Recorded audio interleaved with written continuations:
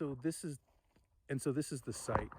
You can't tell, but about maybe 200 yards straight that way is where the sole monument to the battle between the U.S. Cavalry and the Apache, the last such battle, took place. It's only one stone feature in this entire incredibly isolated landscape here in the Coconino National Forest, and I just love the smell of the pine, the isolation, the pine needles under my feet. Like I said, I'm not going to finish setting up camp, but I've got a good way through it. So we're looking all right. Tomorrow morning it'll be fun to make some breakfast, be re-energized, and really set up the camp. Oop, already heard some elk. You couldn't pick that up, but they're out there. So this is just awesome.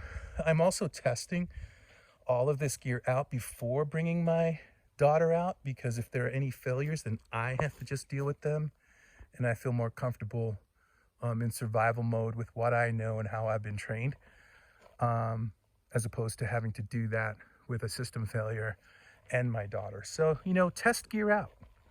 Do a dry run, especially if you're involving children or a guest, so that anything that comes up when you have them with you is not a surprise. Beautiful fire ring. However, there is a fire restriction, so we won't have any fires. Also, another heads up, I think I did this right. You sawyers out there will know this. When you're pitching your tent, look up. Look up for what we sawyers call widowmakers.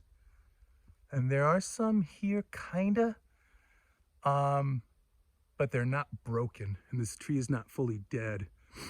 Strong winds, I'd probably drive that truck up a little bit further away, but always look up and see if there are any dead branches or branches that are hung up that are already broken off.